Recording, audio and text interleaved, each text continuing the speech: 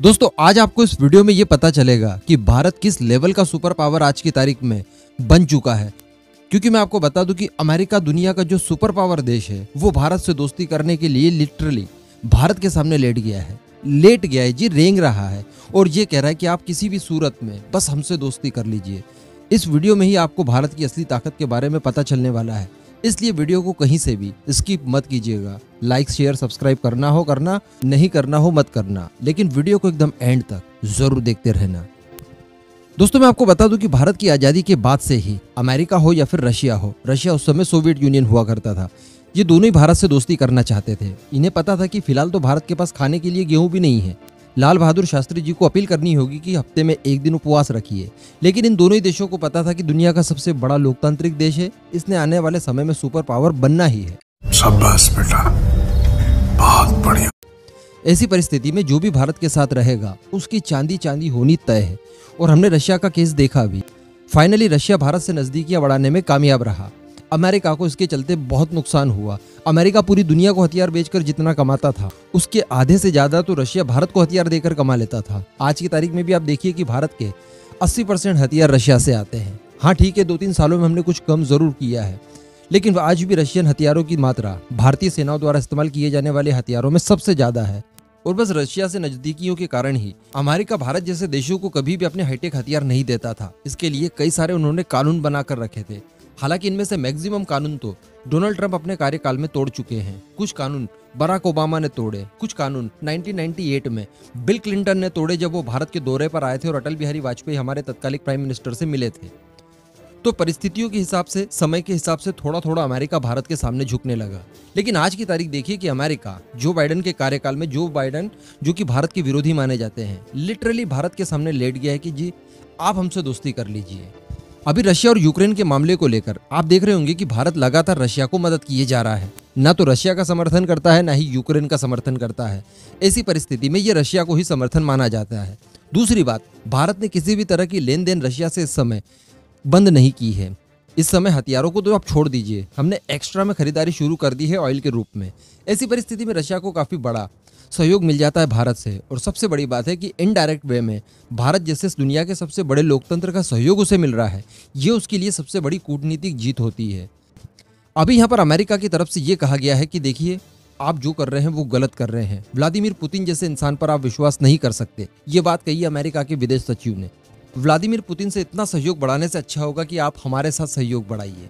हम जानते हैं कि आपकी निर्भरता रशिया पर थोड़ी ज्यादा है। 80% हथियार आप रशियन इस्तेमाल करते हैं। ऐसी परिस्थिति में उनके स्पेयर पार्ट्स, उनके मेंटेनेंस और उनके रख रखाव के लिए आप अभी भी रशिया के ऊपर निर्भर करते हैं। लेकिन मैं आपका ध्यान यहाँ पर खींचना चाहूंगा कि रशियन हथियारों की स्थिति देख लीजिए आप यूक्रेन से युद्ध के दौरान। यूक्रेन के साथ युद्ध लड़ते वक्त रशिया की 60% मिसाइलें काम नहीं कर रही है। उनकी सतह से हवा में मार करने वाली मिसाइलें हों, ये दूसरी कैटेगरी की मिसाइलें हों, वो उतना ज्यादा इम्पैक्ट नहीं डाल पा रही है। ये मैं नहीं बोल रहा हूँ, ये अमेरिका के विदेश सचिव बोल रहे हैं। इसके आगे उन्होंने कहा कि आप इसी निर्भरता को देखते हुए रशिया के खिलाफ नहीं जा सकते, जबकि आप इतना बड़ा लोकतंत्र है, दुनिया का सबसे बड़ा लोकतंत्र है। आपका दायित्व बनता है कि आप रशिया जैसी गलत ताकतों के खिलाफ अमेरिका के साथ खड़े रहें। आपको किसी भी तरह की चिंता करने की जरूरत नहीं है। जो सप्लाई आपको रशिया के द्वारा की जाती है वो सप्लाई हम आपके लिए करने के लिए तैयार हैं। और यहाँ पर टूटते हैं वो बचे हुए कानून भी जिनके तहत अमेरिका भारत जैसे देशों को हथियार नहीं बेचता था। इसके अतिरिक्त उन्होंने ये कहा कि ठीक है, हम जानते हैं कि 1971 में जिस समय भारत और अमेरिका के रिलेशनशिप अच्छे नहीं थे, उस समय सोवियत यूनियन आपकी मदद के लिए आया। लेकिन हम भी आपको आश्वासन देना चाहते हैं कि बुरे समय में हम आपके साथ खड़े होंगे। आप यूक्रेन का ही एग्जाम्पल ले लीजिए। जब यूक्रेन जैसे देश के साथ हम लोग आज खड़े हैं, उसे हथियारों की लगातार सप्लाई कर रहे हैं, तो फिर सोचिए आपके साथ हम लोग सहयोग क्यों खत्म कर देंगे। इसी के साथ साथ उन्होंने ट्रंप का इक्का भी चल दिया और वो था चीन। दरअसल उन्होंने कहा कि रशिया और चाइना के बीच में जो रिलेशनशिप इस समय मधुर होते जा रहे हैं लगातार, ये भारत और अमेरिका जैसे देशों के लिए चिंता का विषय हो सकता है। यानी वो ये कहना चाहते हैं कि देखिए आप रशिया के ऊपर ज्यादा निर्भर करते हैं, हथियार खरीदते हैं, वही हथियार वो आपके दुश्मन चाइना को बेच देता है। तो कहीं ना कहीं आपको जो हथियारों से एज मिलना चाहिए वो एज आपको नहीं मिल पा रहा है। और इस तरह से उनका कहने का मतलब ये था कि आप जिस हिसाब से रशिया को मानते हैं, रशिया के ऊपर जितना निर्भर करते हैं, उसके ऊपर जितना विश्वास करते हैं, उतना विश्वास आप हम पर कीजिए, हम पर निर्भर रहिए और हमारे साथ दोस्ती आगे बढ़ाइए। आपने सारा आर्टिकल स्क्रीन पर देखा ही होगा।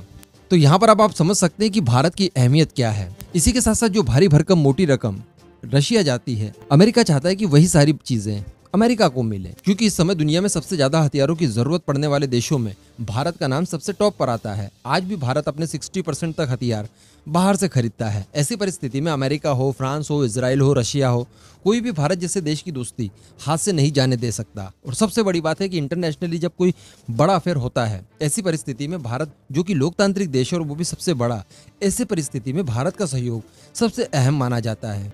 दरअसल मैं आपको बता दूं कि ये सारी बातें राजनीतिक मामलों पर अमेरिका की विदेश सचिव विक्टोरिया नुलैंड ने बुधवार के दिन इंडियन एक्सप्रेस को एक दिए इंटरव्यू के दौरान कही।